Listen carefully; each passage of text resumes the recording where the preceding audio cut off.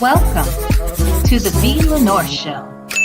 Here, we will discuss lifestyle, beauty, celebrity gossip, and current events in our own way, my way, B style. So sit back, relax, and enjoy the show.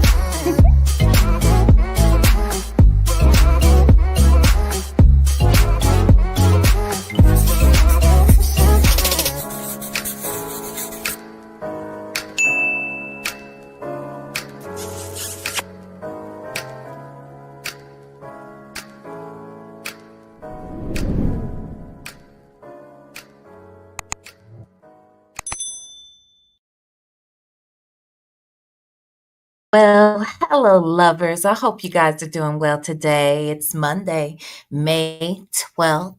Welcome to the V. Lenore Show, and I'm your host, V. Lenore.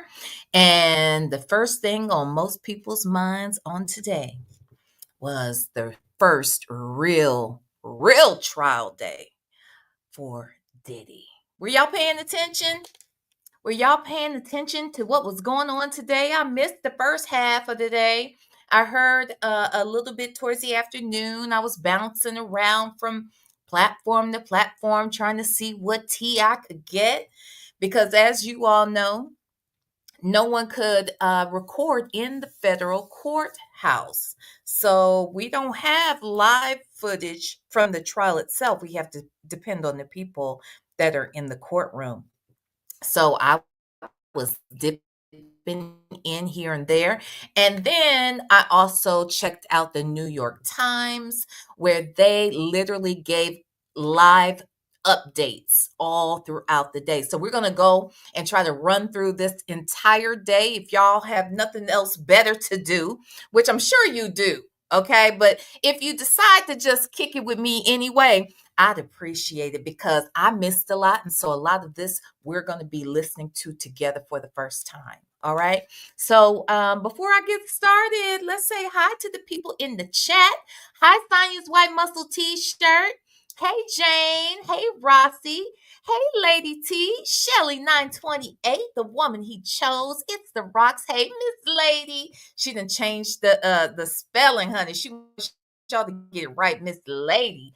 Hey, how you doing, honey? Hey, Miss Principal. Hey, Soundcheck Annette, Sean D, Cam Lewis, Nestos and Sonia's pen pal. Mary Willis is here. Hello. Hey, Shark Tank Life. Lexi the Law Nerd is in the house. We always need our damn legal experts in here, okay? And Lexi is a whole law nerd, so we got her. All right, we happy to have her.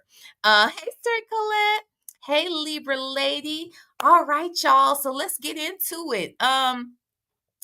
Yeah, so it seems like there was a lot to take in. There's so many people that are present. So you may want to check out some of these content creators during the day. I'm going to shout them out. Look, look, y'all grown. Y'all gonna do what y'all want to do. Y'all gonna see who y'all want to see. And it ain't no skin off my back to share and recommend other content creators, right? I would hope somebody would share me out and recommend me too. All right. So with that said, I am excited to say that our own Dennis Byron is there. He is there covering the case. He actually had a brief interview, if you will, with Lisa Bloom, the famed attorney, daughter of Gloria Allred. She too is a famous attorney, Lisa Bloom. You've probably seen her on many things, reality shows, news programs based upon huge celebrity litigants in which she's been involved in either defending or prosecuting, to be quite honest. So Lisa Bloom, he had a chance to speak with her. We're getting, moment by moment updates from people who are there. We know that Tisa Tells is there. We know Armand Wiggins is there. Whom else? Whom else? If you guys know of other content creators that may be there, feel free to put them in the chat. Oh, and then y'all's favorite Silverback is also there. Okay. So now, all right, that's our sector mascot. Okay. So she is there too. All right, just so we're clear. Uh, um, Miss Lady, thank you so much for being a member. What'd you say? Hopefully, this is it with problems with my account. What's going on? What they messing with my lady? Huh? My Miss Lady. What is they doing to her? I heard you say that the other day about all of your memberships was gone, girl. Girl, I just wanted to know where your reach went. I said, where is her reach? Wait, you don't have it again? Miss Lady, what the hell is going on? Do me a favor, Miss Lady, just so that I can make sure it's you. You know how to reach me on the back end. Can you send me a message on that platform that you have spoken to me on before, just to say that it's you? Can you do that? Because I don't know why you don't have a damn wrench again. This is crazy. I just want to make sure it's you before I wrench up a troll. Girl, a whole new account. Damn. Miss Lady. Why they messing with my Miss Lady though? I don't like that. So girl, just hit me on the back. I just want to make sure it's you because geesh. So these people, these trolls, girl, they be on the they be on okay, they be on a whole nother level. You know what I'm saying? And they would legit go and pretend to be Miss Lady and come out here talking about shit. You know what I'm saying? They do that crap. So I just want to make sure I ain't modding up no damn crazy ass troll. I ain't got time for that bullshit. All right. All right. We can't miss out on nothing around here. Anyway. Wait, what you say? Lexi said they had did me the same. What? This is crazy. All I can tell you the problems I have had were just going into other content creators' chats, and it's like I'm not even there. But then when the content creator goes to look in their block list, because it makes it seem like I'm blocked because I can type and they won't see me, right? And then a content creator go look. There's a special place in your YouTube studio where you can kind of where you'll see all of the people that you blocked, right? So you go over there and my name's not in the block list, but yet you can't see me. It's crazy. I don't know what's going on. It happened at Dennis's, it happened at Real Talk Bougie's, and it happened at Nyla's. It happened at 3 different locations. It was crazy. So anyway, YouTube, get it together, damn it. Okay. So, hey Rossi. Wait, what you say? I don't like Silverback. She's rude and unprofessional. First of all, did I see you over there again, Ross? Yeah. Okay, girl. I see you. Okay. I was going, girl, I had to check now. Hold on. Let me get you together then. Hold on. Let me get you together. This crazy. Hey, Miss Toby. Hold on one second, y'all. Let me get Miss Lady together. I want to understand what is YouTube trying to do out here. I don't appreciate it. Damn it. This is the third time I done modded this lady. Okay? She's been a mod 3 times in 1 week. A mess. Hey, Black but not bitter. Hey. Hey, soft place to land. Okay, so wait. Rossi said, he, I was there. I had time for the infamous scammer. You was over there. I want to say somebody else was over there. And I still haven't seen that whole live. We got to go react to it. Y'all, okay, so let me say this too real quick before we get going into this stuff. Hey, Andrea. Hey, CJ. Hey, y'all, hit the like button, okay? Y'all, I got to figure out a good time to go live with y'all because this is getting ready to bother the hell out of me. Y'all know, maybe y'all don't know, but y'all should know I am a night owl. I'm almost like Legacy Moon. Like Me and Lexi, I was Legacy Moon at one point where I didn't go to sleep at all. But I am a late nighter. Like I could totally stay up late. I typically do. So now that I'm on the West Coast, it makes it difficult because if you're not on the West Coast, no, and you're not an insomniac like me, you're not gonna want to be up all late all night. It's a mess. So anyway, I got to figure out a good time to go live. Now, I want to be covering this Diddy stuff. And now that I see that the New York Times is updating throughout the day, I would love for us to come here each day when court ends, which would be about, let's say, 5 p.m. Eastern Standard Time, which would be like 2 p.m. my time. I could easily like be ready to go live at 2 p.m. every day. We could finish off here how the day went and then walk through it. I'm down with it. And then we can have some chit chat about what's going on. I really enjoyed bouncing around to different sources today because while everybody's in that room that may be tweeting out these updates, everyone's going to maybe share a detail that the other one didn't. Right now, I say we look at New York Times because they kind of do a summary. What's the other? There's a gentleman from, I think it's Inner City Media, I think it's called, and he's been tweeting, doing live tweets, and he usually breaks it down like by person. Defendant said that, or not in this case, the defendant. I'm just using this as an example. John said this, Officer Field said that. John said this, Officer, whatever, So we can figure that out. Mary Willis, you said you're a vampire too, child. Honey. Inner City Press. Thank you so much. The Only Black but Not Bitter. Yes, Inner City Press. So we can maybe even skip over there and look and see what Inner City Press is saying too. All right, so I am going to share my screen. Wait. Hey, Salty Buzzard. Oh, you said you're behind. Child, I'd be doing that too. I'd be listening to stuff and didn't realize I was behind and answering questions in the chat, and they talking about something else, honey. I get it. So, okay, let me ask y'all this. How does my sound? Does my mic sound nice? Does my mic sound nice? Hold on. Let me move some things around a little bit. Because I feel like, hold on.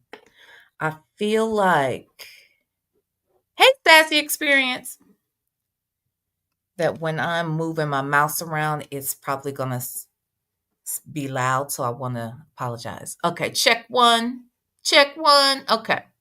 Put a 1 in the chat if you ever listen to Dennis Byron and you can hear me. Okay. Thank you. Okay. Okay. All right. You back in business, Miss Lady. You back in business, girl. All right. So let me share my screen. Gonna pull it on up here. As I mentioned, this information is coming from the New York Times. As I stated, they are pretty much posting these. These are live posts. So I had to go scroll all the way back to the beginning of the day. Okay. Now, at the very end of the article, actually, let me go up just so y'all can see. So this is the New York Times. Key moments in the first day of the Sean Combs sex trafficking trial. Okay. There he is. All right. All right. So I'm scrolling all the way to the end so I can get the first tweet or first update. Okay. So let me get here. So down here, it kind of gives like answer some questions. Who is Sean Combs? I'm not going through that. We know who this thing is. Okay, we know who he is, child. All right. And let me also say this. While he is considered not guilty, innocent until proven guilty. That is in the court of law. I am not an attorney. I am not a judge. I am not a paralegal. I am not a law clerk. I'm not a legal secretary. I'm not even a janitor that works at the law firm and picks up the trash, picks up the legal trash, picks up the legal shit, mops up the legal urine. I don't have anything to do with the legal stuff. I don't. I don't. I have nothing to do with it. Okay. I'm not a police officer. I'm not a police chief. I'm not. I'm nothing there. I'm not anything. I'm just a woman who's on YouTube reading this shit and who believes what she believes. And I say this mother sucker is guilty. That's just my opinion. Okay. All right. Are we clear about that? Okay. I just want to make sure we're all on the same page. All right. So I don't have to say he's not guilty. Okay. I don't have to say that. I say guilty of something. That's for damn sure. All right. So now, okay. So we're going to start with one of the first updates. Okay. Actually, let me see. Yeah. Yeah, I think so. Okay. We're going to go right here. All right. And I'm going to read them all out for you. And it appears that is it more than one person that's reporting this? But anyway, okay. Now it doesn't give times, so we just know that I'm going to read them from the earliest to the latest. Okay. So it doesn't give times as to when these tweets happened or updates happened. Okay. All right. I just want to make sure we're clear. Okay, got it. Okay. All right. A publicist for Sean Combs, Holly Baird, spoke briefly with reporters outside the courthouse. She said he was upbeat, ready to have his side told in court. So that's interesting. Okay.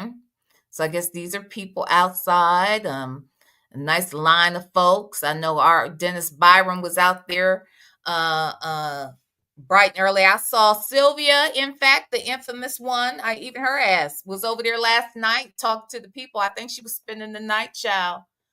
That's what I think. I think she was spending the night out there to get in line, honey. I don't know if she made it in, y'all, because I didn't go check today. If you know whether or not she got in, y'all let us know in the chat, okay? Let us know in the chat, honey. All right. Okay. The line to get into the federal courthouse in Lower Manhattan this morning for Sean Combs' trial stretches down the block. At least 100 people, including the news media and members of the public, have been waiting for hours, some overnight, to get a seat inside the courtroom for opening statements. Among those in line were Lil Rod. Remember, Lil Rod is the producer. We read his lawsuit. We read the details of his lawsuit here on this channel last year, or maybe been over a year ago now, when he accused Diddy of a lot of the same things that Cassie mentioned in her lawsuit. Okay, so he was in fact there. Hold on one second. Yeah, he was there. Let's get back over here. Okay. So Little Rod, the music producer who sued Combs last year over allegations of unwanted sexual contact, and his lawyer, Tyrone Blackburn. We've heard a lot about Tyrone Blackburn. The first time I believe I heard of Tyrone Blackburn was when Sabrina Peterson was accusing T.I. and Tiny, T.I. in particular, to have been violent, and with her.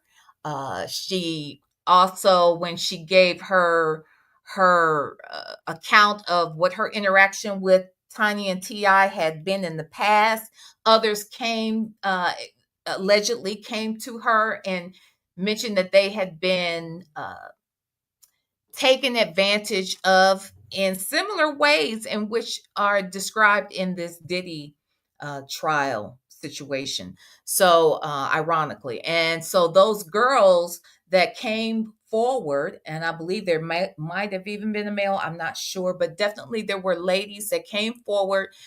Tyrone Blackburn stepped up to defend them. I believe that those lawsuits were dismissed at some point, maybe refiled, not sure. The next time I heard of him, I want to say was when Jennifer Huff, who was the victim of Kenneth Petty, who is the husband of Nicki Minaj. He came forward to represent her in that case. So now he is once again involved in a similar case now involving Little Rod. Okay, so he was there with Little Rod today. All right, let's move on up. All right, so this is the judge, just so we're clear. This is the judge, and his name is Judge Aaron Subramanian. At the opening of jury selection last week, Judge Subramanian, who is overseeing the Sean Combs case, made an observation about a list shown to prospective jurors that contained the names of celebrities that may come up at trial. So here is our judge. Please hit the like button. I'd appreciate it. Thank you so much. All right. Now it says this day has felt inevitable since last March when federal agents raided Sean Combs' homes in Miami and Los Angeles area. That was when the criminal investigation became publicly known, and we've been on the path to this trial ever since. Hold on one second. All right. The next update states the beginning of the trial feels particularly significant because the government has been tight-lipped about the details of its case since Combs' arrest in September. A restrictive protective order was put on the case, meaning neither side has been allowed to discuss sensitive details publicly. When the prosecution makes its opening statement today, there may be a lot of what we're hearing for the first time. I want to make sure. Yes. Okay. Now, where are we here? Okay. So now it's saying that there is a relatively new unit that is handling the Sean Combs trial. That was there in this picture. Damian Williams last year in 2021, he created a unit that prosecutes criminal civil rights violations in the U.S. Attorney's Office for the Southern District of New York. I remember seeing him and being proud as a Black woman, like, okay, all right, I see you, boss. I see you, FBI. I see you. So it says the Sean Combs trial is being handled by the U.S. Attorney's Office for the Southern District of New York through a relatively new unit that prosecutes criminal civil rights violations. The unit, created in 2021 by Damian Williams, who had just assumed his post as U.S. Attorney after being appointed by former President Joseph Biden, is now handling cases that involve some of the office's most high-profile defendants. I see you, bro. I see you. Okay. All right. Next. 6 of Combs' children and his mother, Janice, just entered the courtroom and filed into one row. The members of his 8-person defense team are chatting among themselves and preparing for the important day ahead. Let me say this. This is the part I don't get. I understand how and why optics are so very important. There's no doubt about it. I get it. I know why that is in a case like this. I know it is important to make this man look old and fragile and kind and a philanthropist and a wonderful doting father and a single father at that. And he's the father of four girls now. All of that is important. Yes, I get it. But at what cost? At what cost? All of his daughters are are young. They are teenage girls. Except for the baby. Baby love is a baby, right? Why would you want to have your daughters? I don't care about the son so much. All right? The sons were lightweight, allegedly participating in some of this foolishness. He pulled them in on some of this from what we understand. So, uh, them hearing about this, them knowing what all this is about, that's one thing. But for them to even bring those girls into that courtroom, knowing the things that are going to be discussed, knowing the things that this man has been accused of, to me, that seems irresponsible. Irresponsible. But I guess, it is what it is. And his mama too. Okay, so his mama is there. I get it. It's his mama. They say allegedly that when Diddy was young, his mama used to throw nasty freak off ish parties herself, and that's how they got down, and maybe that's where he got the ideas from to begin with. One of his old friends interviewed and stated that yeah, he remembers in high school, I don't know, maybe even younger, them hanging out because freaky ish was going on over there at the Combs home. All right. So yep, the mama, here she comes strutting in. So I guess it's okay if she hears it too, if she was having them parties allegedly. All right. Oh, Lord. Okay. So it says lined up in the spectator gallery in support of Sean Combs are his mother, his sons Christian Combs, Justin Combs, and Quincy Brown, and his daughters Delilah Combs, Jesse Combs, and Chance Combs. I don't know why. That's not my business, I guess. I don't know why. All right. Who does that? Okay. Now, Combs just walked into the courtroom on the 26th floor of a federal courthouse in Lower Manhattan. He is wearing a sweater, a collared shirt, slacks, and laceless shoes. He greeted his lawyers and blew a kiss to his family, assembled in the second row of the spectator gallery. He did not appear to be wearing any restraints. Months ago, after he was brought into the courtroom in ankle shackles, his lawyers asked that he be brought into the courtroom without them to avoid any potential prejudice to the public and the eventual jury. And I get it. And that's not uncommon. It's not uncommon that the defendant would desire and typically wear their own clothes to make them look more human. And so that there isn't some preconceived notion that the jurors will get just by looking at them chained up as a criminal. They look guilty, because you're treating them as they're guilty. Okay. Combs's hair has turned gray since his arrest in September. He has been held in a Brooklyn jail where there is no access to hair dye. He often puts on black frame glasses to look at documents in court, which he is doing now as he whispers to one of his lawyers, Teeny Garagos. Now, Teeny Garagos is Mark Garagos's daughter. She is one of the legal minds here on the Combs legal team. Mark Garagos has also, I believe, been added as a consultant or somehow involved with working with the defense team now. You may have seen him in the past because I recall in particular, he at one point did represent OJ, I think, in his second case. He represented Michael Jackson at some point. He's also mentioned by what's that girl's name that we don't believe really? Um, the one that says she's Tupac's daughter.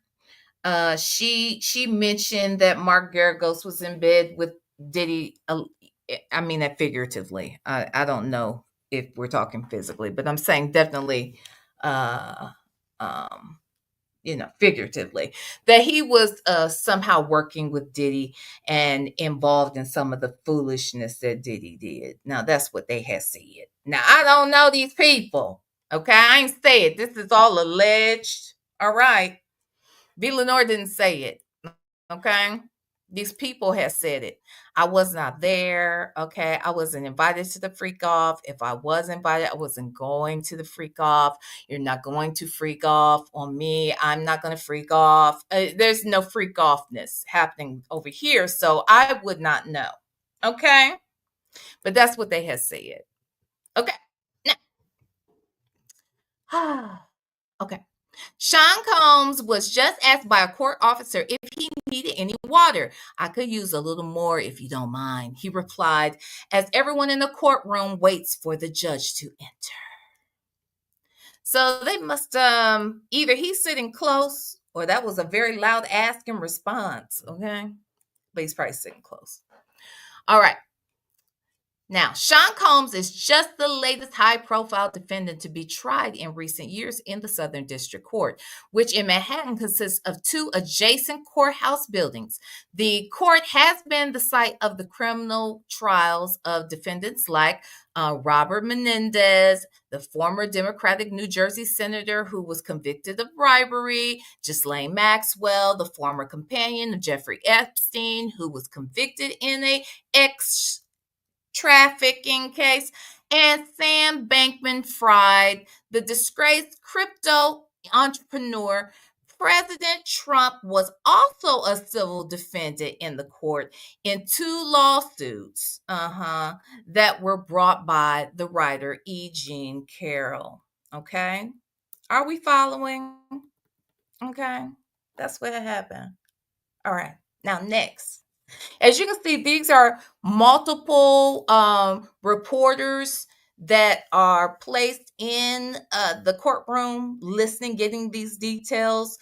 You can tell the posts are coming from different ones of those individuals that work for the New York Times. So that's how they're able to type it up real quick, I guess, and get them out here. All right. Now, this trial is not going to get underway anytime soon. They still need to pick a jury. That's on the, why does it say that? Jury, which involves both the prosecution and the defense making what are called peremptory strikes, essentially knocking off any jurors that they don't want on panel for any reason. At the end of that process, we'll have 12 jurors and 6 alternates who will be sworn in. So evidently, when the day started, they didn't have their jury in place, but then they got started right away because we know that there were at least a couple witnesses on the stand today. Now, is that what I'm supposed to believe here? I'm guessing that's what happened. Yeah. Okay. Let's keep it going. Okay, the line to enter the courthouse this morning was filled not just with traditional members of the news media, newspaper, TV, news agency reporters, but also numerous podcasters, TikTok influencers, and even curious members of the public who had queued up as early as 6 a.m. to witness the trial and see which celebrities might show up. Dennis Byron was out there, child. Yep, doing 360s as he put it. Okay, just spanning the land so we could see it all, child. All right. A lot of American history has played out in the Southern District Court. It was the site of the 1949 perjury trial of Alger Hiss and the 1951 trial of Julius and Ethel Rosenberg, who were convicted of spying for the Soviet Union. Says court had been expected to open at 8:30 with the selection and swearing in of the jurors and alternates, but after an hour, we are still waiting for things to get underway. Then it says Judge Submaranian just entered the courtroom and asked the lawyers for both sides to state their names for the record. Okay, we're getting going now. Now we're moving along, people. Did y'all hit the like button, child? Hit that damn like button. Okay, let's get into it. The proceedings open with lawyers from both sides exercise. Oh, okay, I read that one. Did I? No. Okay. The proceedings open with the lawyers from both sides exercising their preemptory strikes in jury selection. The prosecution and the defense can choose to dismiss a certain number of jurors from the pool. So we get past that. Says the defense has struck a potential juror who said the video of Sean Combs assaulting his former girlfriend, Cassandra Ventura, made Combs look like an angry, hostile person. The government has struck a candidate who said he heard about the Combs case on Joe Rogan's podcast. Then the striking of prospective jurors by the government and the defense is proceeding matter of factly as Sean Combs sits and listens in the quiet courtroom. But these jury strikes are critical and, of course, could have an enormous impact on the verdict in the case. And there's his mom walking in. I believe that's with the female attorney that was just recently added. Janice Combs, the mogul's mother, is sitting in the second row of the gallery dressed in black, surrounded by family members. When Sean Combs was tried in a New York state court in 2001 for gun possession and bribery, she was there every day, often bringing him food. Right now, I need to be with my son, she said at the time, as reported in a profile in the New York Times. Okay. Now, Mark Agnifilo, how do you say his name? Agnifilo, right? Agnifilo. I think that's it. Mark Agnifilo. Jesus. Mark Agnifilo, one of Sean Combs' lawyers, has noted that the government struck 7 Black potential jurors and asked the government to give neutral reasoning for their strikes unrelated to their race. The prosecution replied that it is not demonstrated that it had not demonstrated any bias during jury selection and that it had a very diverse group of jurors. Now, Maureen Comey, one of the lead prosecutors, is going through their reasoning for striking Black potential jurors. One candidate cited multiple negative run-ins with the police that concerned the government. Another expressed that he might not be able to avoid news coverage about the case.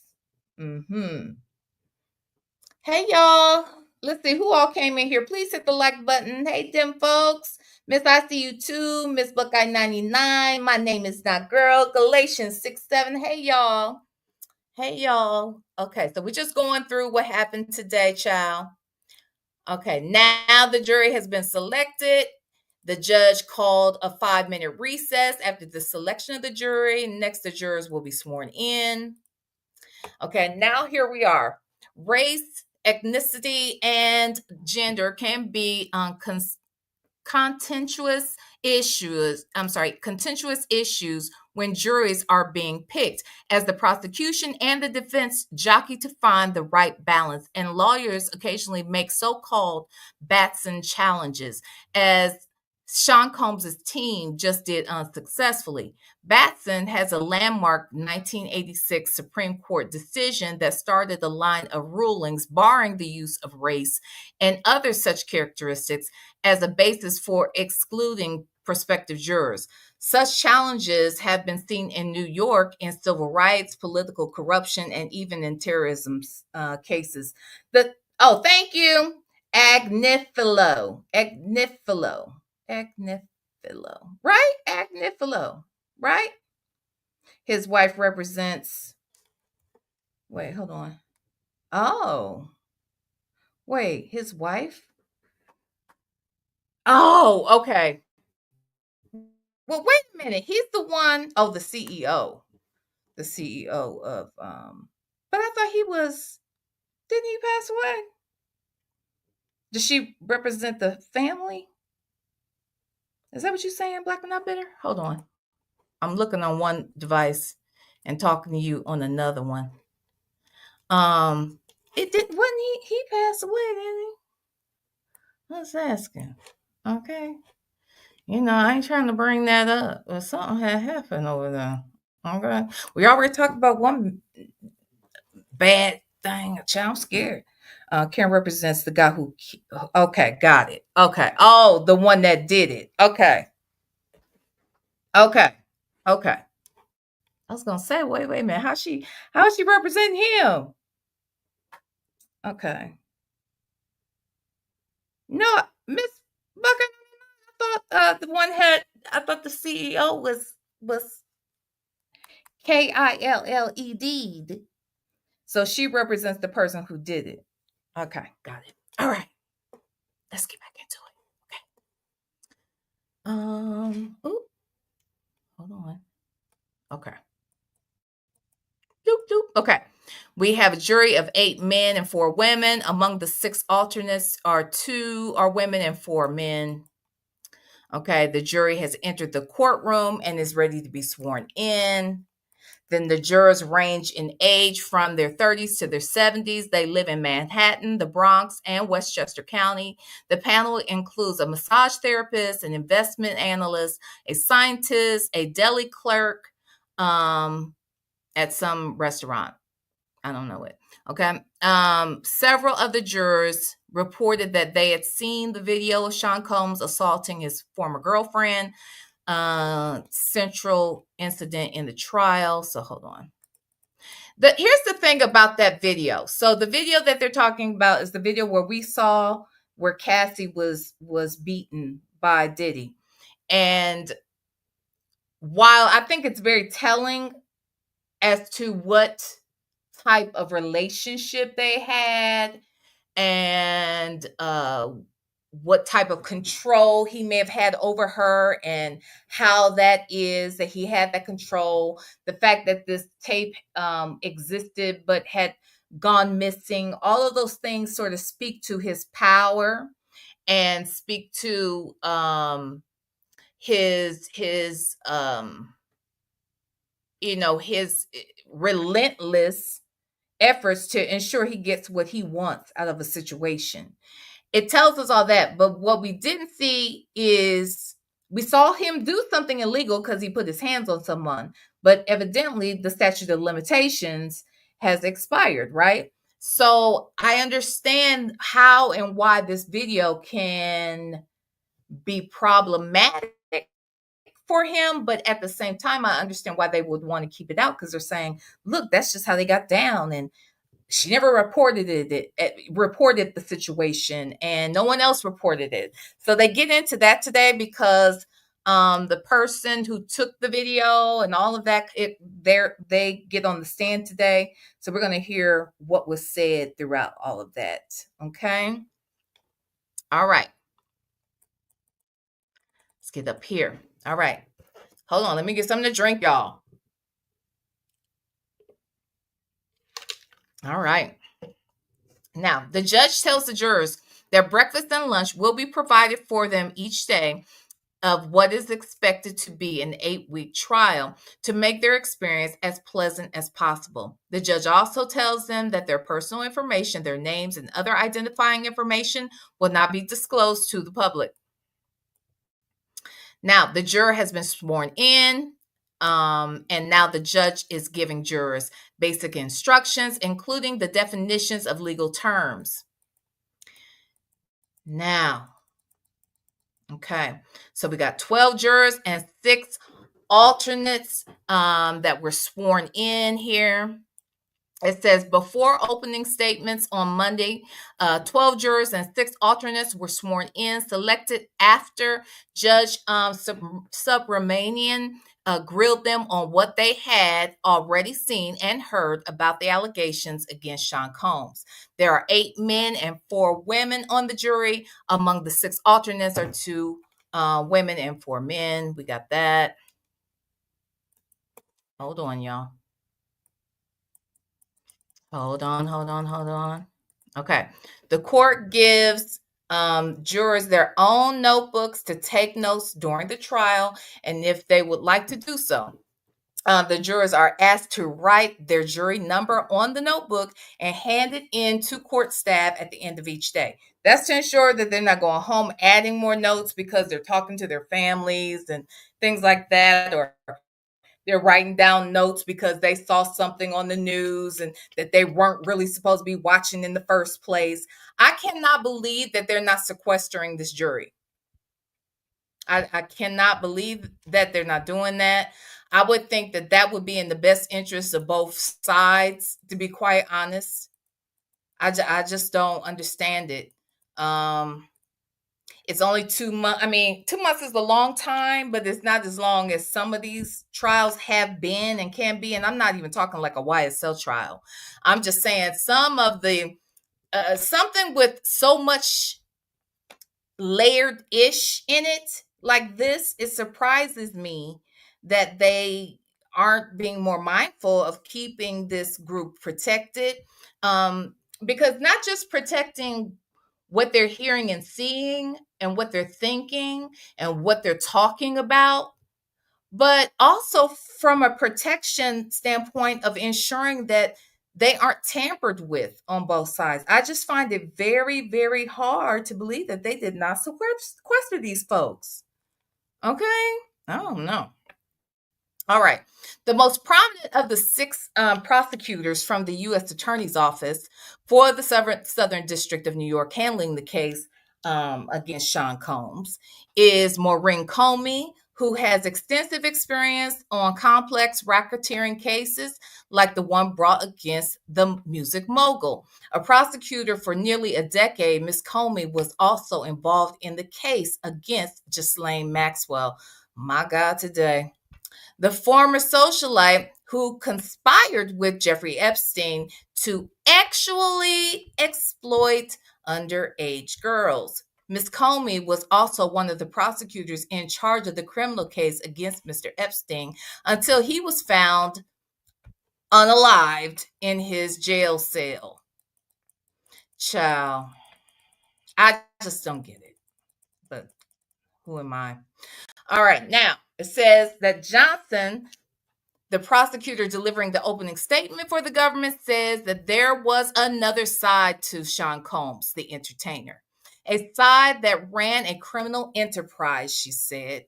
During his trial, you are going to hear about 20 years of the defendant's crimes, but he didn't do it alone. He had an inner circle of bodyguards and high-ranking employees who helped him commit crimes and helped him cover them up. Baby, they're going hard from the beginning. I ain't mad at them, okay? I ain't mad at them. Okay. I'm looking at y'all. Let me look at the comments real quick. Galatians 6:7 said, right, V. I was thinking the same thing because they using synonyms to protect the witnesses and victims. So yeah, if they're going to do that, if they're using synonyms to protect the witnesses and the victims, why aren't they protecting the jurors? Hell, the judge needs extra protection right now. So I don't even understand why. Child, I'm slow, okay? Because I ain't no way in hell. Ain't no way in hell. I don't understand. Are they sending security home with each of the jurors? They're not doing that. So why wouldn't they just sequester them? I know I'd hate it for the jurors, but at the same time, it's I would think it would be good for everybody if they were protected. But anyway, child, let me get back into it. Okay. All right. Uh-oh. Hold on, y'all. I got pop-ups. Okay. In her opening statement, Johnson, the prosecutor, describes what the government says was just one night in the years of crimes they accused Sean Combs of committing. The mogul had learned that his then girlfriend, Cassandra Ventura, was seeing another man, Johnson said. So Combs woke an employee up in the middle of the night and said he was going to unalive the man. They broke into the man's house, but he was not there. Then Combs went looking for Ventura and did what he had done countless times before. He beat her brutally. Jesus. My God. Oh, Lord. Okay. Johnson, the prosecutor, says that Sean Combs expected his inner circle to cater to his sexual desires. He sometimes called himself the king, and he expected to be treated like one, she said. The prosecutor said that company resources were used to help him actually exploit multiple women, including by intimidating some into having sex with male prostitutes in front of him. Okay.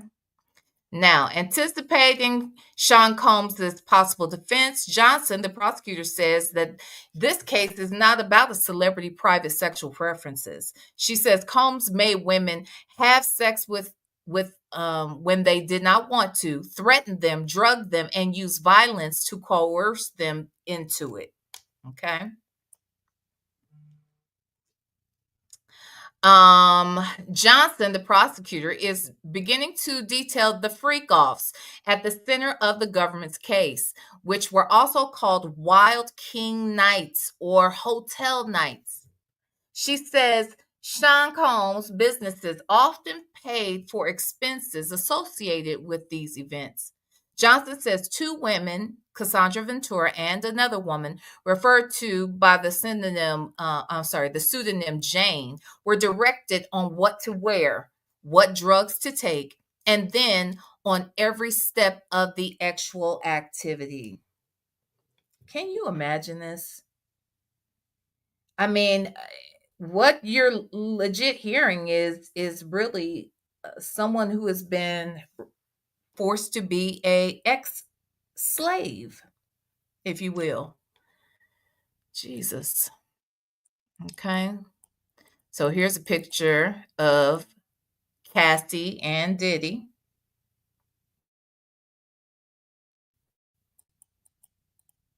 And see, they're going to use those types of pictures all the time. The defense is because she looks so happy. They look in love, this, that, and the other. And just a shame. Okay. The prosecution has begun to describe the story of their star witness, Cassandra Ventura. She was a 19-year-old model and aspiring singer when she met Sean Combs in the mid 2000s. Johnson says the physical abuse started early on in the relationship and described how in 2009, Combs threw Ventura to the floor of an SUV and stomped repeatedly on her face. Jesus.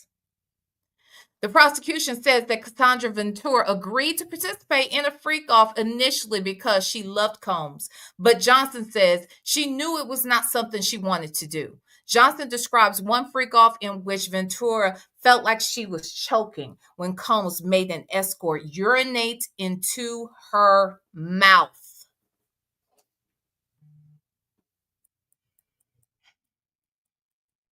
Please, be mindful that some of these details obviously are very, very graphic, it seems. So be mindful if you're listening to this around others, and especially around children. Okay. Jesus. Johnson says that Cassandra Ventura soon learned that defying Sean Combs would end in violence. Eventually, Johnson says she knew she had no choice but to agree to the freak offs, which she was often asked to arrange herself. That's kind of like, when you were a kid and your parents would be like, yeah, go get that switch out there. So now she got to go out there and get the men who are now required to violate her on demand because of this person. A mess. The prosecution has moved on to a second alleged victim, a woman who is being called by a pseudonym Jane in court. Emily Johnson, the prosecutor, describes her as a single mother who started spending time with Sean Combs in 2020. Jane agreed to participate in a freak off to please Combs. The prosecution says she thought it was a one-time thing, but it didn't turn out that way. Johnson says that Jane wanted Combs to wear condoms, but many times he would not. Once, when Jane vomited after taking drugs for a freak off, Combs told her to hurry up and get back to join the escort, Johnson says.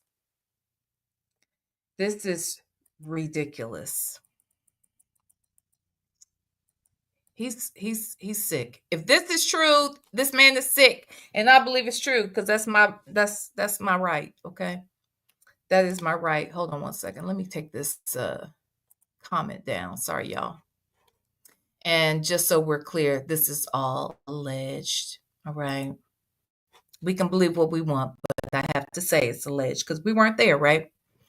So the prosecutor, Emily Johnson, says that to control Jane financially, Sean Combs discouraged her from working because he wanted her to be he wanted her to be available at a moment's notice and started paying her rent.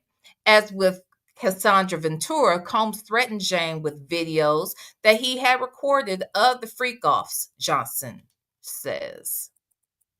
Now, I can understand the shame that would come from those videos. Do we believe that the videos only included things that were shameful and consensual? Or were there things that were done illegally, do you think, that the girls were afraid were being recorded? Now, and you may be asking, well, what could be illegal? I mean, we have heard stories about children. We have heard, stories about what's being required of people. And these are just stories. These are just rumors at this point. We weren't there. But is it possible? Because it's one thing to shame me out of not going to get a job, but it's another thing if you are holding something over my head that can really get me in a lot of trouble. I don't know. Would you say the woman he chose? This is what I was saying earlier, too. It sounds like that you're saying. Hold on. You said, just think, his kids are listening to this testimony. They will never be the same. This is, that's why I was saying, even if the boys, boys are different. Not to say they wouldn't feel a way and be impacted by it, because of course I can imagine that a boy wouldn't feel a way about this, right? But I feel that those girls, having them in the courtroom, they're so young and they're girls. And why would you want these allegations, even if they were just allegations? Why would you want them shared in front of your girls, in front of your children? So I would have demanded that the girls remain at home, that maybe they could come when there's a verdict, like when the defense rests and everybody has done their closing arguments and everything, and it was time to wait for a verdict, then I could see them coming. But to have them in there now, I just wouldn't even want them in there, even if it was all lies. Just all lies. It just makes no sense to me. Wait a minute. Bella said, no telling what they're already exposed to. Now, I mean, that's facts too. There have been people that have even accused Diddy of being inappropriate in a sense with those girls, with those twins. The way he's had them dressed at different times and not dressed as babies. So you're right. It ain't no telling. The kids probably seen so much and they won't forget it. Shake my head. They will sit and listen and be traumatized all over again. Child. That's sad. Yes, honey, say that. It's very selfish. He's a narcissist for real. Like on a whole nother level. Miss Lady said exactly. I would feel a certain way and be embarrassed in public. Yes. Like, don't you think the kids going through enough?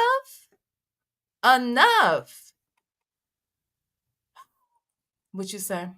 Miss Lady said, you think the girls may have been exposed to this behavior already? Possibly. Who knows? I mean, who knows? I don't want to say definitively no, but shit, who knows? Because this shit is sick. Hell, I'm grown and I ain't been exposed to none of this shit. So I can't imagine a child being exposed to it, but it's still, who knows with these people? Okay, so it says the prosecution describes a night when Sean Combs became enraged at Jane after a dispute over him seeing another woman. Emily Johnson, the prosecutor, says that Jane ran around the house trying to escape him, but Combs grabbed her in a chokehold, lifted her off the ground by her neck, and kicked her to the ground. At the end of this ordeal, Johnson says that Combs instructed Jane to call an escort for a freak off. He made her cover up her black eye, take an ecstasy pill, and perform for the defendant. Jesus. Mm-mm-mm. The prosecution has introduced a third woman accusing Sean Combs of coercing her into sex, referring to her by the pseudonym Mia. The prosecution says that his former employee will testify about times that Combs forced himself on her actually, including forcing her to perform oral and sneaking into her bed to penetrate her against her will. Mm-mm-mm. This mess is sad and sick. Jesus. The prosecution told the jury that an incident at the center of the case represented a pattern of Sean Combs' employees trying to cover up his crimes. This incident is the assault of Cassandra Ventura in a Los Angeles hotel in 2016.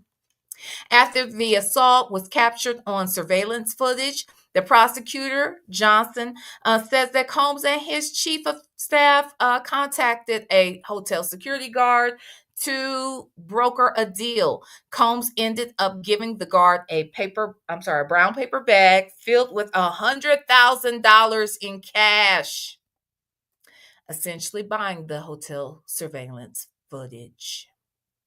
Baby. We know now that any attempts at a cover up did not work. CNN published this footage last year, and the jury is expected to see parts of it. So let me get this straight. It says that Combs and the chief of staff contacted a hotel security guard to broker a deal and gave that man $100,000 in a brown paper bag. My God. How would he know it was 100,000? He must have counted it. I mean, they could have told him. Let me see. Did he take it, child? He took it. Did he? Did he not? What did he do? The prosecution has opened the trial by describing accounts of two women, including Sean Combs' former girlfriend, Cassandra Ventura, who says Combs coerced them into drug-fueled orchestrated sex marathons with male prostitutes. The government says a third woman, a former employee, will testify about times that Combs forced himself on her. Their case revolves around Combs' conduct, but also that the members of his inner circle who are accused of working to cover up their boss's crimes. Mm-hmm. Lord, hit the like button. Jesus. Emily Johnson, the prosecutor, is previewing some of the evidence that the jury should expect. Text messages about prostitutes, including Combs asking staff for money to pay them, video of Combs assaulting Cassandra Ventura, and videos of some of the freak-offs, which the government says show that Combs was directing the encounters. You will see for yourself the defendant's violence and its aftermath, Johnson says. Lord have mercy. I can't wait till those videos are shown so that we will find out for sure what's on them. And I'm wondering too, how many actual celebrities will they actually name? Mm-mm. Okay, what's being said in the chat? Hold on one second, because it looks like, hold on. What's going on? Galatians said being a victim of DV, is that what you mean? DV, and pronounced, oh my gosh, wait. Being a victim of DV and pronounced unalive back in 2019, I won't be able to listen to anything about Cassie. Praise God for the paramedics bringing me back to life. My God. My God, Galatians 6 7. I am so sorry that happened to you. You said my neck and back were broken. Many years of intense therapy. Jesus. Jesus. I am so sorry. My God. Yes, you are a living testimony. Galatians 6 7. Mm. I'm sure the broken bones are the least of the scars that you probably deal with. So we will keep you in prayer. Thank you for sharing that. Um, you are definitely a walking testimony, and we thank God for keeping you. Mm, I'm so sorry to hear that. Okay, get back over here. Okay, at trial, Sean Combs will be represented by a large and varied defense team, one that has grown even larger and more varied in recent days. Since early in the government's investigation, Mr. Combs has retained Mark Agnifilio and Teeny Garagos of the firm Agnifilio is it Intrater? Intrater?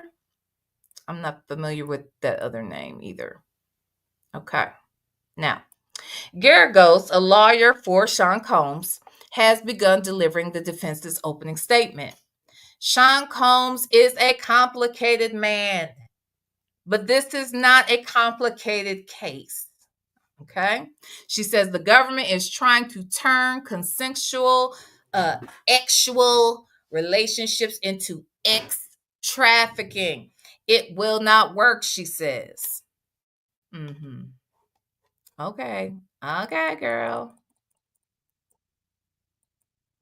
Garagos, Sean Combs' lawyer, is portraying her client as a magnetic, larger than life figure who worked for his wealth and his success. No one gave him a dime, she said.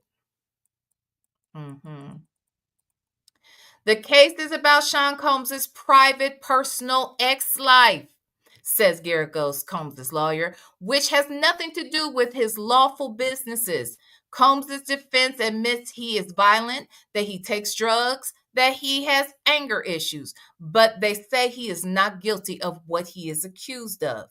Garagos tells the jury that there may be multiple points where you think he is a jerk, he is mean, but he is not charged with being mean. He's not charged with being a jerk. He is charged with running a racketeering enterprise.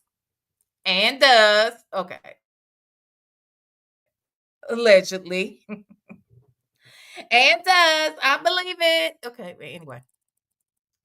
All right, Garagos, one of Sean's Combs' lawyers, says that domestic violence is a very serious matter and a bad illegal problem and is something the law addresses. We take full responsibility that there was domestic violence in this case. Combs' defense team is emphasizing that many of the relationships in his life lasted for years and that the women in the case were willingly involved with him. These women were strong, capable, and they were in love with him. Garagos says. She adds, the evidence is going to show you a very flawed individual, but it will not show you a racketeer, a sex trafficker, or somebody transporting for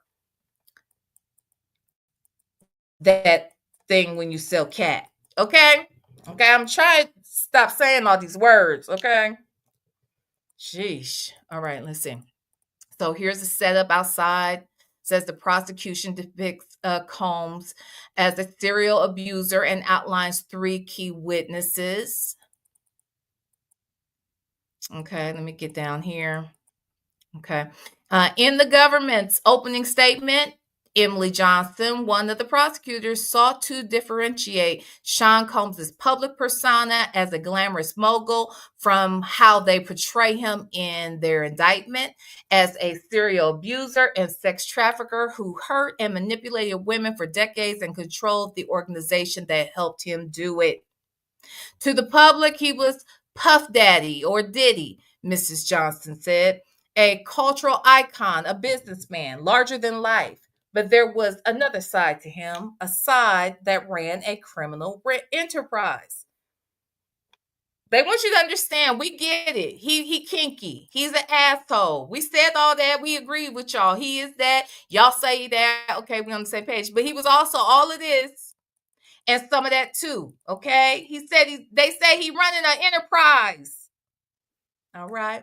Geragos, one of Combs's lawyers, is zeroing in on the security footage of Combs's beating Cassandra Ventura in a hotel hallway in 2016, which was shown on CNN and will be a key piece of evidence in the case. Geragos acknowledges that the video shows Combs's violence towards her, but that the full footage, including scenes that have not been made public, will portray it as a result of a quarrel over infidelity in their relationship, which was discovered on a cell phone. The video is overwhelming evidence of domestic violence, Geragos says, but it's overwhelming evidence that this domestic violence is over a phone and not over sex trafficking. Now, here's the thing. The fact that they are even because here's the thing. I heard initially when that video came out, oh, y'all don't know, she had stole something from him and she tried to steal his watch or she tried to steal his money. And that's why he ran out there and he beat her down. Now we're saying, oh, okay, so somebody was cheating on somebody. And let's just say they're accusing her of cheating. If that's the case, that's still a reason for him to beat her down. No, it shows that he wants what he wants and he gets what he wants by any means necessary. And he don't give a damn and he can do and get away with anything he wants to get away with. That's what that video tells me. And the fact that it happened in 2016, but we didn't see it till last year or whatever, that tells me also just how powerful this dude was. And now that we learned that $100,000 showed up in a brown paper ass bag, ooh. Anyway, sad. Okay, now let's get to it.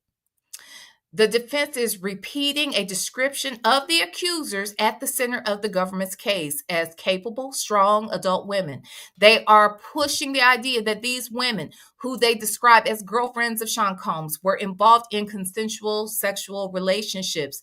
Being a willing participant in your own actual life is not ex trafficking, Geragos says.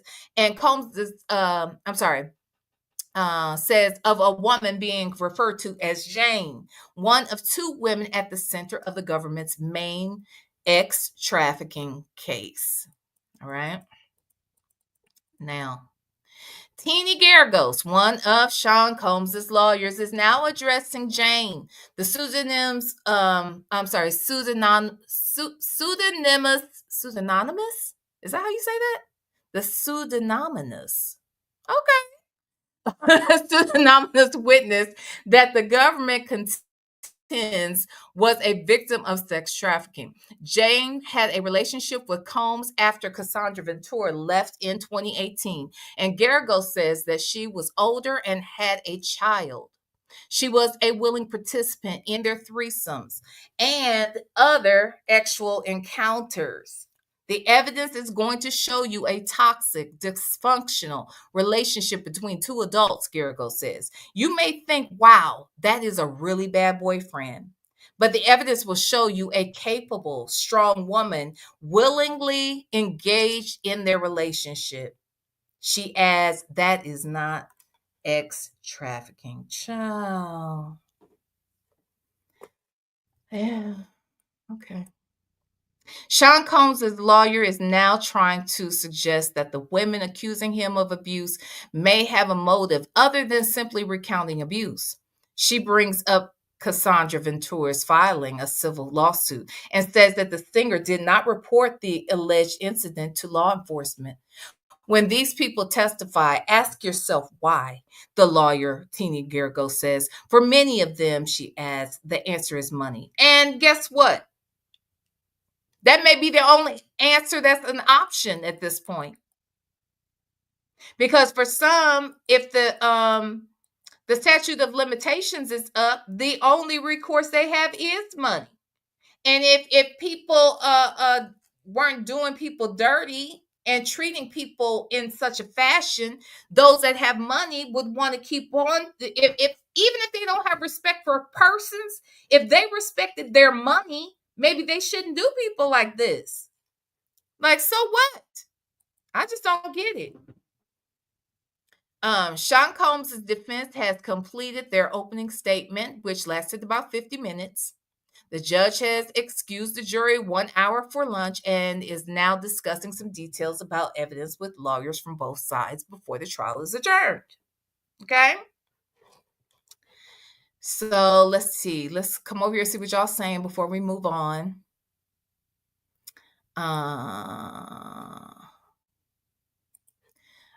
Miss Lady said, if he's found guilty, let's see if Trump, the felon, pardons him. He could have pardoned him before this trial, but he didn't.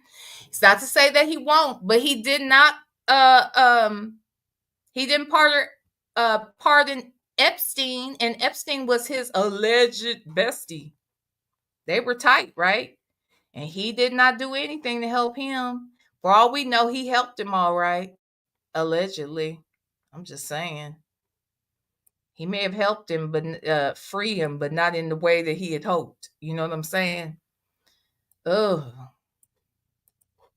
Danielle said, I think Diddy should have taken a plea deal. His defense sounds shabby. Who says they offered him one? Did they offer him one? I heard some rumor that there was one on the table, but it was only for one life sentence. When he's up for it, like he's looking at close to 600 years in prison. So I don't know what the benefit would have been to take any kind of deal, because I don't think any deal they were going to offer him would be sweet. It was kind of like what I say about Nesto, but on a larger, massive scale. Trump won't pardon him because allegedly he owned the tapes too. Child.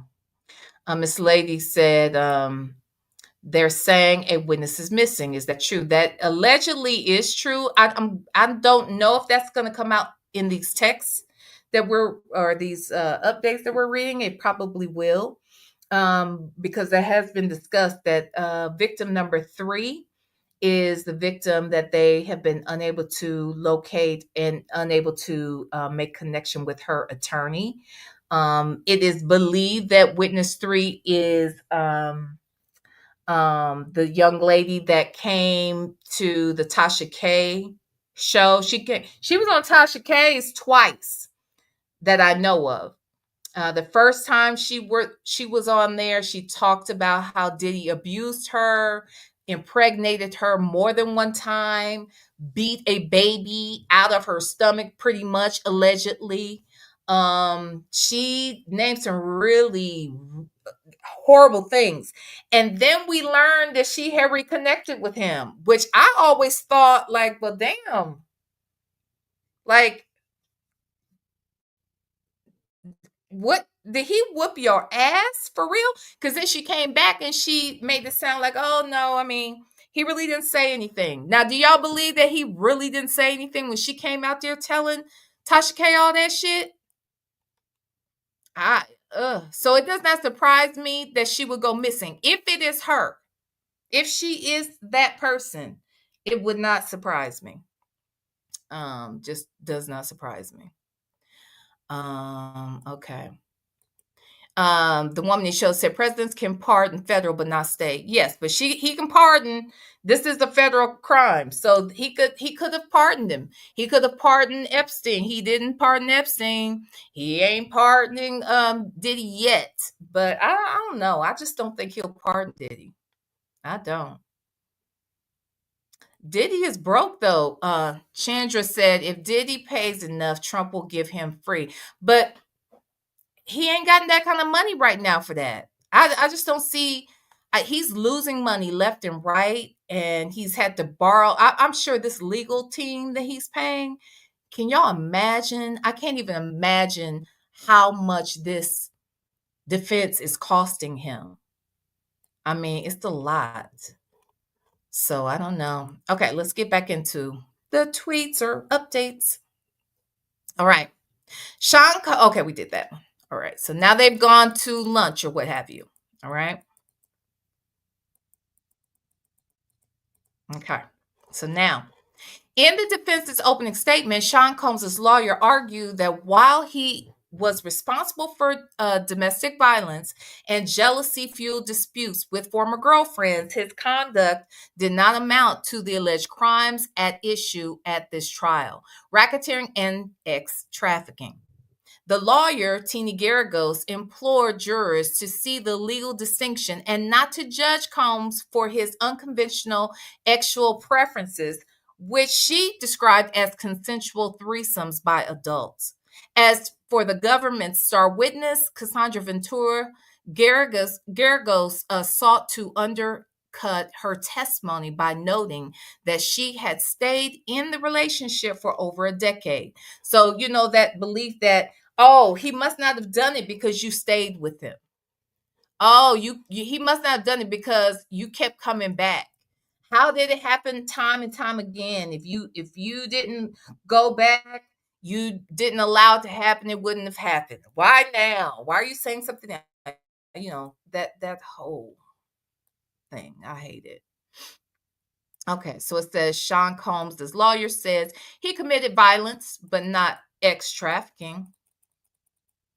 So, as Sean Combs' federal trial opened in Manhattan on Monday, one of his lawyers acknowledged in a jury that the music mogul was responsible for domestic violence and having a bad temper. But she pushed back strenuously on the idea that his behavior amounted to racketeering and sex trafficking. The lawyer, Teeny Garagos, said that her client was a drug user, that he was sometimes overcome by jealousy, that he had an unconventional sexual life, and that he did grow violent, including in an assault of his former girlfriend, Cassandra Ventura, at a hotel in 2016. So she's admitting, yeah, he's mean. Yeah, he's an asshole. Yes, he may have been violent. Yes, he did all of those things, but that doesn't mean that he was selling cat, okay? And forcing people to sell cat. Jesus. All right. So it says the office prosecuting Sean Combs is led by an interim Trump appointee. That's interesting. Now, that I did not know. That's very interesting. Huh. Okay. All right. So the office prosecuting Sean Combs is led by Jay Clayton, who last month was appointed as interim U.S. attorney for the Southern District of New York. He had been nominated by President Trump for the job, the most powerful federal prosecutor's post in Manhattan. But his confirmation was stalled after Senator Chuck Schumer, the New York Democrat and minority leader, used a prerogative given to home state senators to block the nomination. Interesting. Okay. So say here are the charges against Combs. So because this is the break. I guess they're just kind of giving us little updates and a little more meat to what this case is about and who all is involved. It says the government down to a 5-count federal indictment that accuses him of creating a criminal enterprise called the Combs Enterprise to actually abuse women and to commit other acts of violence against them over more than a decade. The government has accused him of coercing 4 women into X. In court papers, prosecutors have referred to the women only as victims 1, 2, 3, and 4. Okay, and victim 3 is the one that we just discussed that has allegedly gone missing. Now, court is back in session after a lunch break, and the jury is being called back into the courtroom. We expect the government to call its first witness shortly. All right, let's get into the witnesses. All right. So it says the testimony of one woman who has accused Combs is uncertain, And it says ahead of the trial, the prosecution has said that its case revolves around four women who say that Sean Combs coerced them into X. One of those women is Cassandra Ventura, Mr. Combs' former longtime girlfriend, and the other three have not been publicly identified in court, but the testimony of one of the women, referred to in the court papers as Victim 3, is now uncertain. Mhm. Now, the prosecution has called its first witness, which is Israel Flores, a Los Angeles police officer who was a security guard at the Intercontinental Hotel in 2016. Sean Combs was seen on the video assaulting Cassandra Ventura in a hallway at the hotel that year. All right, so this guy is an ex-cop. An ex-Los Angeles, a LAPD cop at that, in New York. Was this in New York or was it in Los Angeles? This Intercontinental. So was the Intercontinental Hotel in here in LA? Okay. Or was it in New York? I thought all this stuff happened in New York. In Los Angeles. Okay. So it says Israel Flores, a Los Angeles police officer who was a security guard at the Intercontinental Hotel in 2016, is the first person to testify about an assault at the crux of the government sex trafficking case. That March, Sean Combs was caught on security cameras striking, hitting, and kicking Cassandra Ventura after she left their hotel room, where the government says a freak off had recently taken place.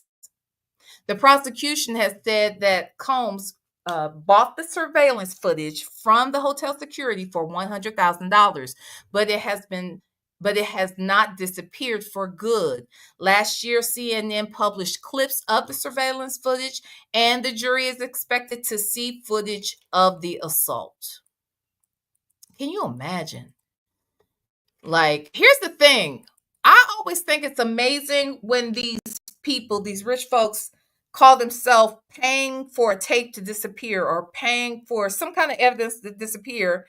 And it's something that could easily be duplicated. Like, there's no way you can absolutely guarantee that something never comes to light. But maybe, I don't know. I guess at this point,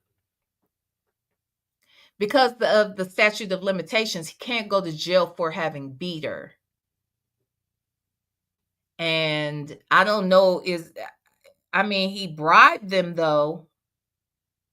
I don't know. I just think it's wild that people take those types of chances and they act as if I paid this money, so yep, I'm good now. I don't know. But this goes to show that the shit there's always a duplicate. Somebody's always got a copy. So whoever got that money, and here they are, still with the copy. Anyway.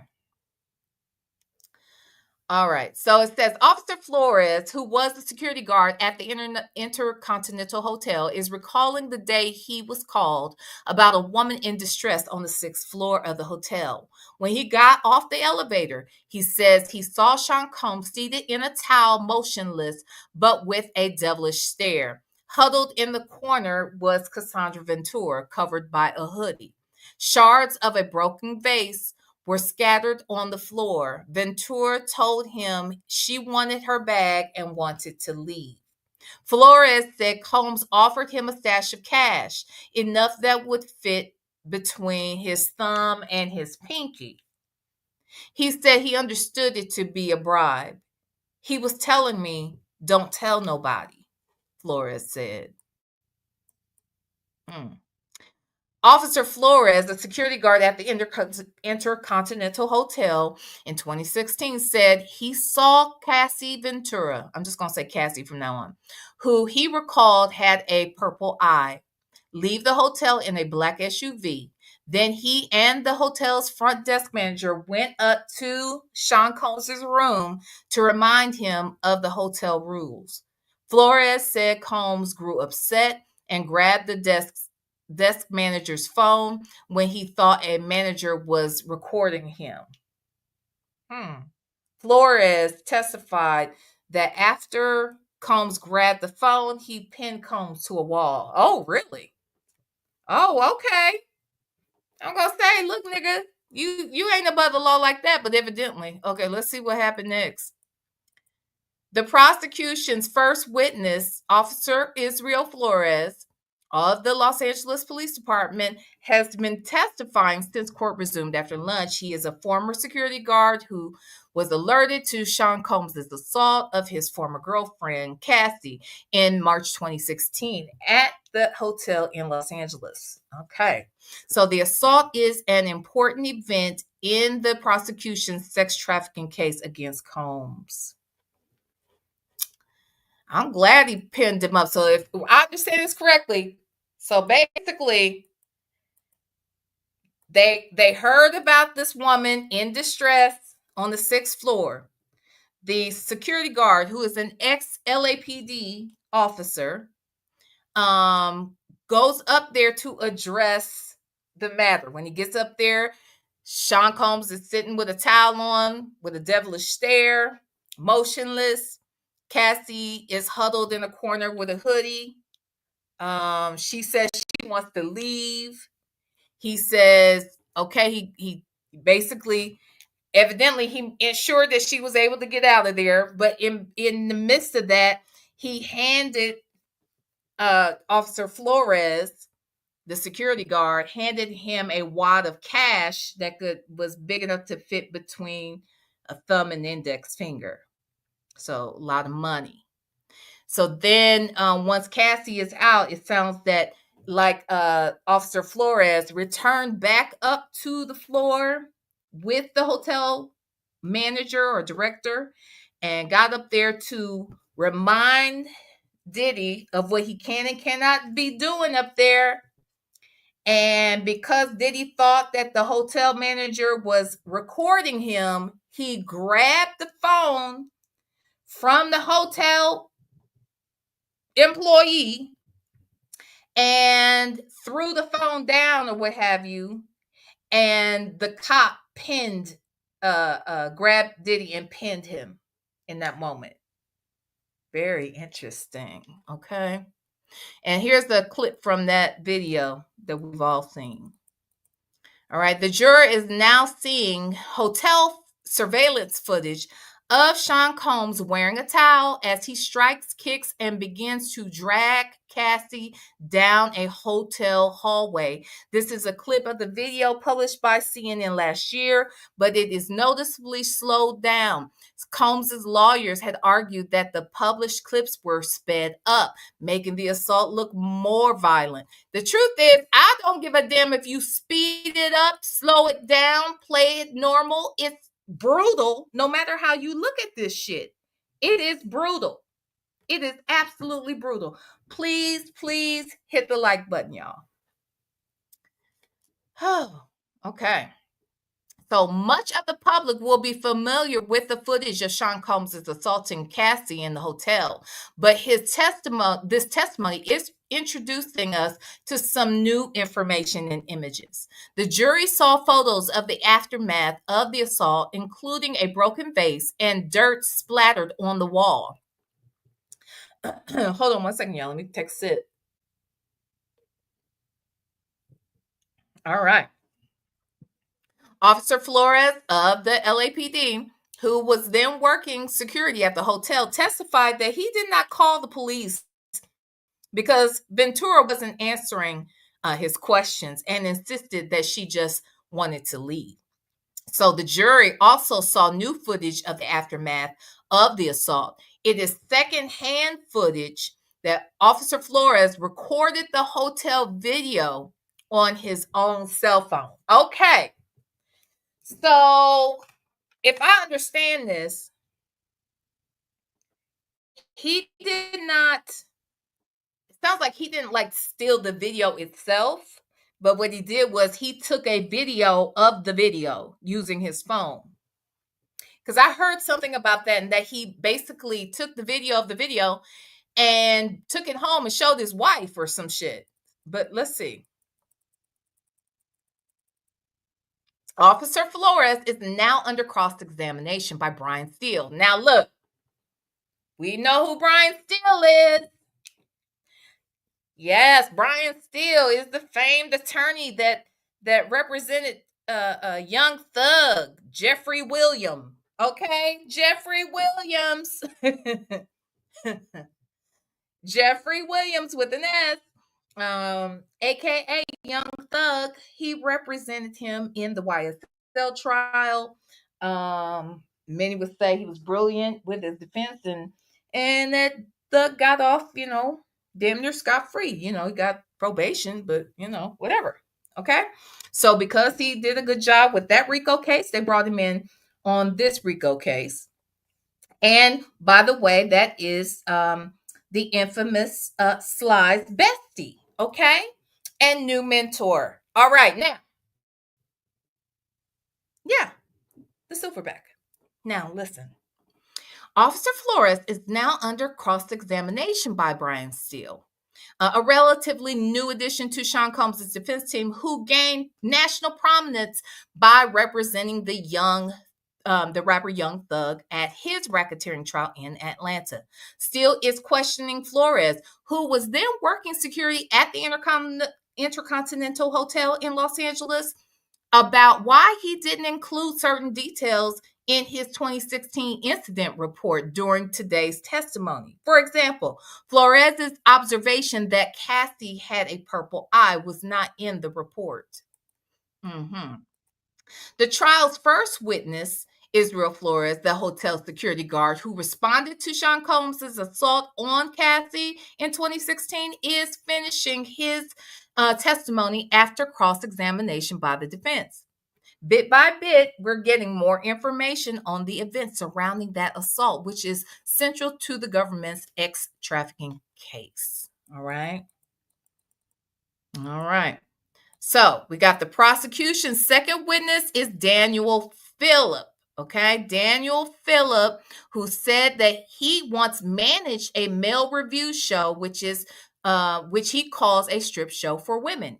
Absolutely, a male review is a group of men who are strippers that go around and do shows for women, right? Male review. Get it? Got it. Now, he testified that in 2012 he was paid by Cassie for X in the presence of Sean Combs. Phillip, the prosecution's second witness, said he was invited into a suite at the Gramercy Park Hotel in Manhattan by Cassie, who said she wanted to do something special with her husband. Phillip said he couldn't tell at first who her husband was, but that he recognized the voice immediately as Combs. Now, wait a minute, because I heard about this. So I don't see them saying it here, though. Okay, so they're saying they didn't know who her husband was, because what I heard was that he described Puffy coming into the room wearing a terracloth robe. He had on had sunglasses, and he had a scarf covering his face. So he could not see who it was. He couldn't see Puffy's face to recognize his face. But when Puffy spoke, he knew it was Diddy. Okay, he knew it was Diddy then. Now, let me take this down, y'all. Okay, again, this is all alleged. All right, I wasn't there. All right, I wasn't even there. So Phillip, the prosecution's second witness, said he was invited into a suite at the Gramercy Park Hotel in Manhattan by Cassie, who said she wanted to do something special for her husband. And Phillip said he couldn't tell at first who the husband was, but he recognized the voice immediately as being Diddy's. Okay. Now, Daniel Phillip, the prosecution's second witness, testified that Cassie gave him a few $1,000s and said she would tip him at the end of this encounter. He said that Sean Combs was wearing a white robe with a bandana over his face and a baseball cap. I'm sorry, I said glasses. So he had a baseball cap. He had the scarf around his face, and he had on this robe. Okay. Okay. The music mogul said he was in the importing and exporting business. That is going to be key. You can best believe those words are being repeated for a reason.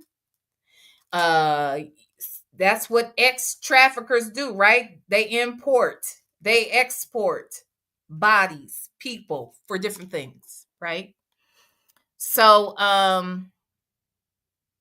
while Philip had ex with or relations with Cassie, he said Combs was sitting in the corner taking care of himself. Okay? Are you following? Are you following? Diddy was in the corner looking crazy with a robe on, a bandana over his face, a baseball cap on his head, and his hands on this itty bitty little eggplant. All right? Probably with a whole 6-pack of baby oil over there. My God. Okay. Nasty ass. Now, let's see. Daniel Phillip, the prosecution's second witness, says that after he left an encounter with Cassie and Diddy at the Gramercy Park Hotel, she texted him and he returned for more relations with her. Oh, her poor cat. Jesus. Baby, I could never. Diddy would have unalived me, because my kitty cat would have been dead after all of this. This too much. How's that even, girl? I feel sorry not just for her, but her kitty cat. And I'm not trying to be. This is no laughing matter, but I'm just saying this shit is crazy. This is crazy. Okay.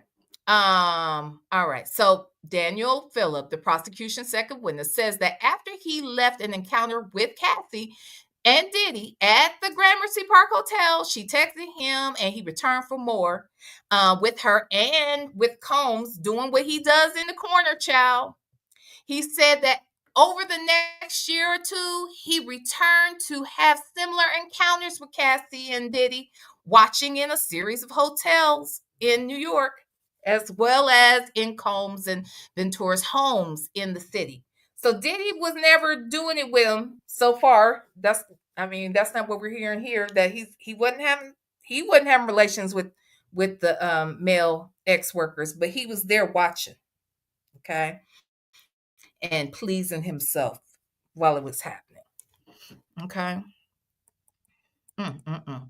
Daniel Phillips, the prosecution's second witness, recalls Sean giving specific directions for how he should have relations with Cassie.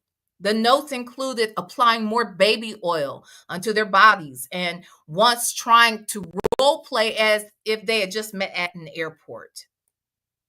Ciao. All right. So it says now it is day one of the trial, and already the jury is hearing extremely explicit testimony from a man who says he was paid to have relations with Cassie in front of Diddy. Jurors were asked if they could listen to this kind of graphic testimony, and multiple candidates were struck from the pool when they said that they just couldn't. Okay. I guess these freaks said, I'm here for it. All right. I'm just Okay, so Daniel Phillip, the prosecution's second witness, said he recalled Sean Combs recording his encounters with Cassie once or twice with a cell phone or camcorder. Once Phillip said that Cassie appeared to be on drugs, and Diddy also asked to see his ID just for insurance. And Maureen Comey, the prosecutor, asked how he interpreted that, and he was threatening me, is what Phillip says. Daniel Phillips, who ran a mail review, said he was paid. Get this, he was paid between $700 and $6,000 for each encounter with Cassie while Diddy watched and did what he did to himself in the corner. Okay. My God. All right. Now, Daniel Phillip, who was paid to have, relations with Cassie and while Diddy watched, recalls one incident when Ventura was on her computer and Combs yelled at her, "Babe, come here." She did not come immediately, and Phillips said that Combs threw what he described as a liquor bottle towards her. It flew by her and hit the wall. Combs then dragged Cassie to another room, and Phillips said he heard what sounded like Combs smacking her. He testified that he heard Combs say, "Bitch, when I tell you to come here, you come here now, not later." He said that Combs then told him, "Are you all ready to continue now?" Now, when I hear that, it makes me think, is he just, getting them back into the groove of things? Or was he also kind of threatening old boy by saying, "You saw what I did to her. You ready to continue now?" Like, I know I ain't gonna have no problems with you. That's kind of what I can imagine how that may have gone. Maybe it did, maybe it didn't. But Jesus. Okay, so Maureen Comey, one of the prosecutors, asked Daniel Phillips why he didn't call the police when he witnessed this violence. "My thought was that this was someone with unlimited power," he replied. "And chances are, even if I did go to the police, that I might still end up losing my life." In other words, he thought he was going to be unalived by Diddy if he didn't keep his mouth shut. Okay? Jesus. Daniel Phillips was asked why he returned to Cassie and Diddy after the violence he had witnessed. And he said it was out of concern for Cassie. "It was my way of being able to check on her and seeing she was okay." Now, okay. Now that I mean, okay, if that's what she was doing, child, I guess. I don't know. I don't know. I don't know if I buy that part, but maybe in his own little way, that's what he thought he was doing. I don't know. Daniel Phillip, who was paid for these relations with Cassie, recalls another time when he heard what sounded like Diddy hitting her and Ventura yelling, "I'm sorry." After Combs left the hotel, Ventura ran to Philip and jumped into his lap, he recalled. She was shaking. "I asked her, why is she doing this? Why is she staying with this guy?" Philip testified. "I tried to explain to her that she was in real danger if she stayed with him," Philip went on to say. Mm. "We had expected that Cassie might testify today, but now it is clear she will not." The defense said that they expect their cross examination to continue until court closes at 5 p.m. today, which did. Okay. Inside the courtroom, Sean Combs is sitting back in his chair, his body visibly tense, as a witness testifies in detail about getting paid to have sex with Cassie in front of him. Diddy's three daughters that are present have at times left the courtroom during explicit testimony about sex. His sons have been sitting stone faced, at times passing notes to each other. I do not know why they got them girls in that damn. If they got to get up and leave like that, why are they there? That is my whole point. Why would y'all want to? I don't see why Diddy would want it. I don't know why the attorneys would think that that would be a good parent's role, forcing them to be in there. I don't know why the brothers don't make the sisters go home. I mean, I don't understand any of it. I mean, to me, this is just not necessary for those girls to be in that room. The prosecution's second witness, Daniel Phillip, said he ran a mail review, recounted a series of incidents beginning in 2012 when he was paid to have relations with Cassie for as much as $6,000 per encounter. Diddy was present for these encounters, unusually sitting in a corner, taking care of himself, okay? During more than an hour of explicit testimony, Philip described a number of incidents of violence. He said Combs once threw a liquor bottle at Ventura when she did not immediately go to him when called, and that he heard Combs beat her in a room, and that Cassie was crying. Combs also took a picture of Phillips's ID for insurance, which Phillip said he viewed as a threat. And during his testimony, Combs' three daughters who were present left the courtroom. All right, so that was just like a little recap of all that stuff we just said. Okay. Mm-mm-mm. Okay, so Xavier Donaldson, a new addition to Sean Combs' defense team, has started his cross-examination of Daniel Phillip. He said he was repeatedly paid to have sex with Cassie while Combs watched.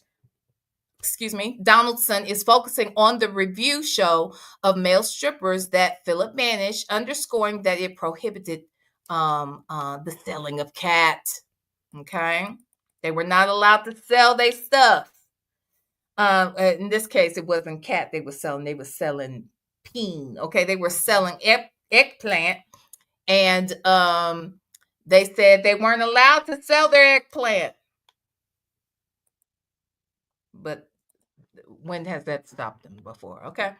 There's been a strange and argumentative back and forth between Diddy's lawyer and Daniel Phillips over whether Phillips viewed his job as to optimize the ladies' night experience.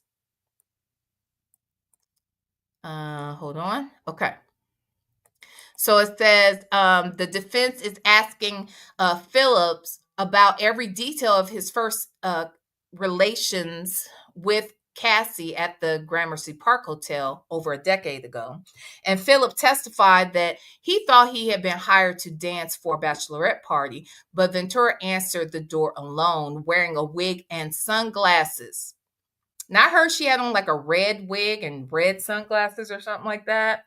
And was she wearing a robe or something too? I can't really remember. So basically Cassie came to the door wearing a wig and sunglasses. Donaldson seemed to be trying to highlight moments when Cassie was a willing participant in and initiator of the relations. It appears that she is enjoying herself. Would that be fair to say? So I guess they're showing the video, and she said, and they're saying, she looks like she's enjoying herself, if you ask me.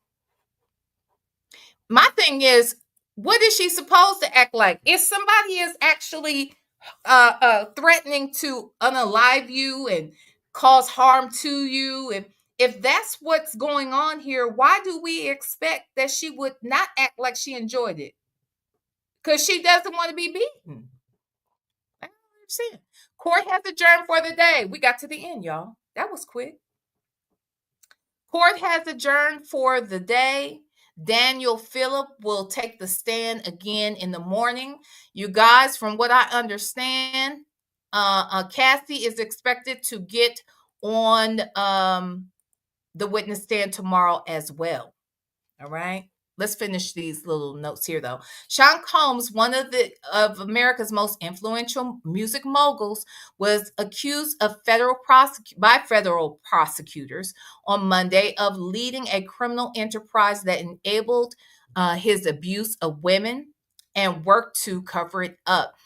As his trial got underway in federal district court in Lower Manhattan, prosecutors painted him as a serial sexual predator who orchestrated these drug-fueled marathons, if you will, with these people who sell their bodies.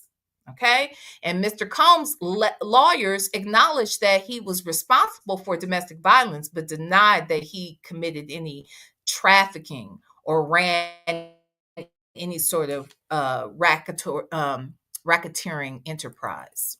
Mm-hmm. Okay, is that? Yeah, we got to the very end. So tomorrow, again, this was a New York Times. I think what I'm going to do is make sure that I'm live tomorrow each day at like 2 p.m. I'm good 2 p.m. Eastern. No. I'm sorry.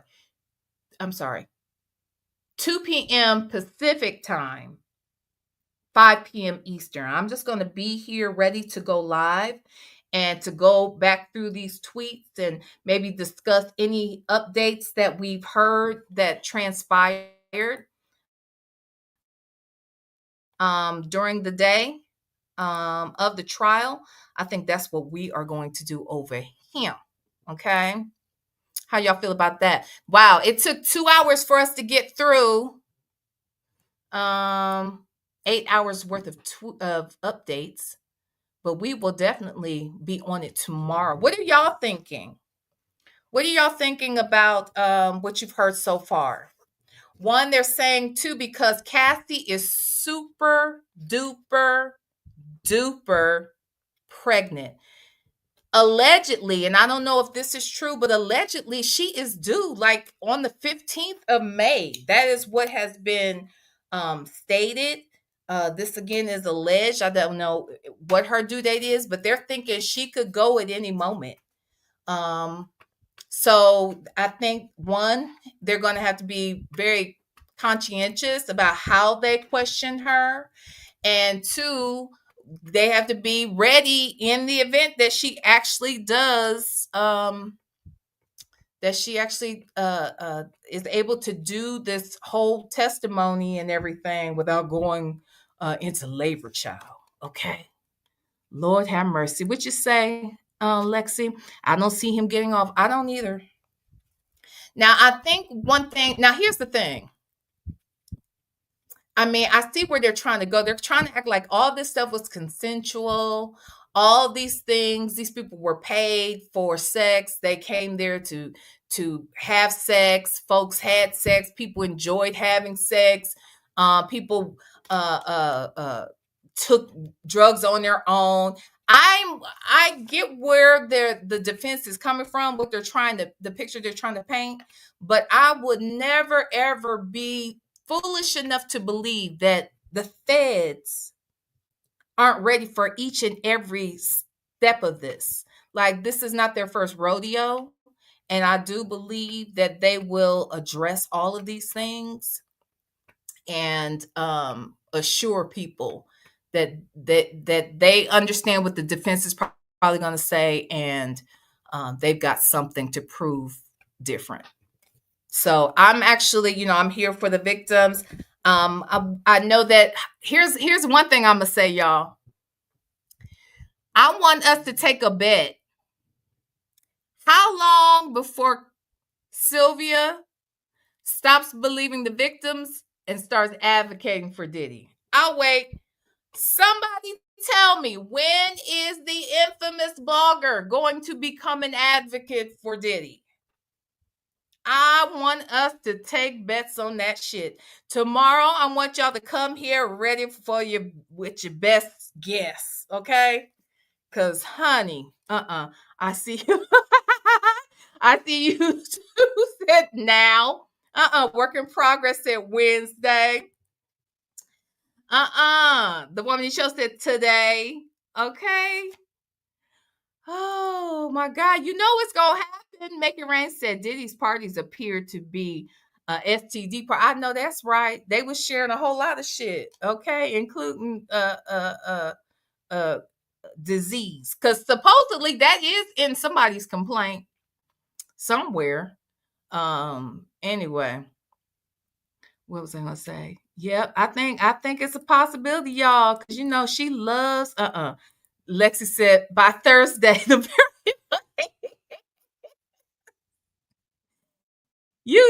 because see, the other day when I heard her say that she believes the victims and that we should believe the victims until we can't.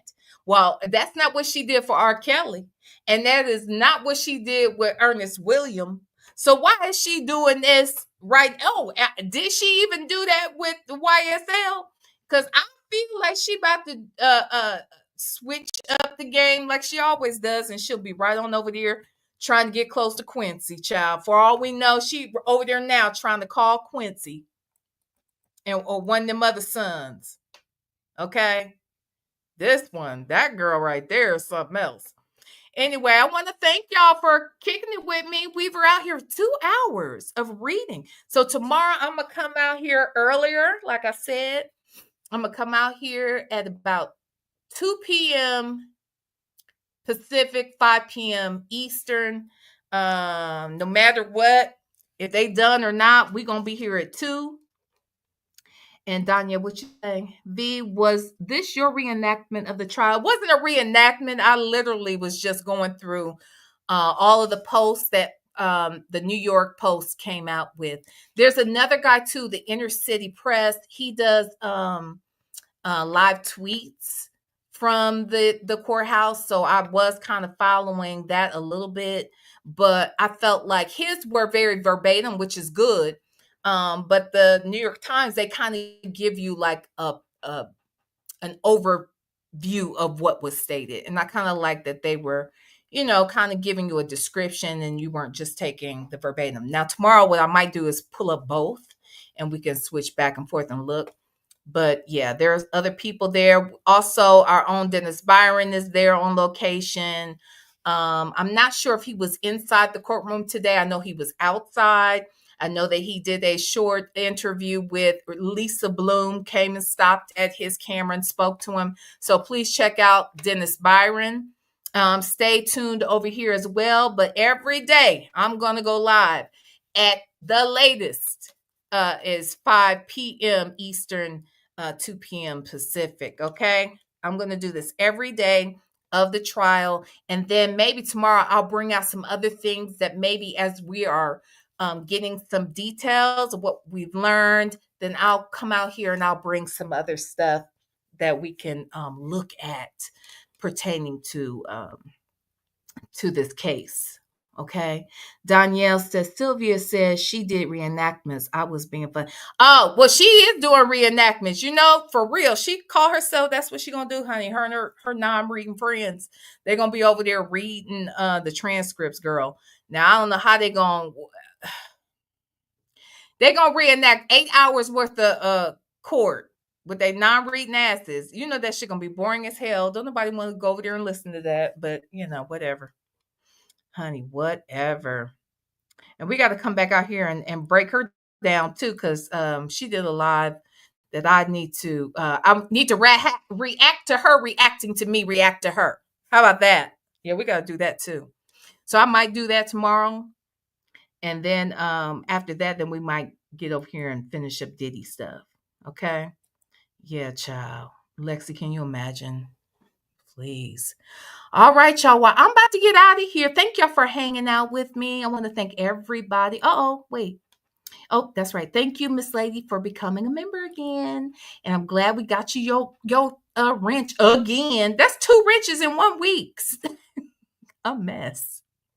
Oh, thanks, Shell. I didn't know you was in here, girl. Great show, V. This trial is going to be something else. It really is, honey. I'm here for it. So, okay, y'all. So anyway, we will talk tomorrow. I love y'all to pieces. Thank you to all the moderators. Thank you to everybody, the members, the new members, the old members, honey, everybody. Thank y'all for being here. Let's make sure we catch up tomorrow, honey. This could be a cute little group of us coming over here and talking about this ish. Okay. Miss Principal, what'd you say? B, you wasn't going to do a reenactment of what happened. Like, not Magilla Gorilla. Why is she over there embracing this stupid shit too? No, girl, I ain't doing that. Not like that. We might find a clip here or there to do something with, maybe, but child, no, hell no. If that's what entertainment looks like, what over there with Sylvie be doing, I'm not gonna be entertaining at all, child. Not at all. But anyway, y'all, I will see y'all tomorrow. I love y'all to pieces. And ain't nothing you can do about it. Not a damn thing. Smooches.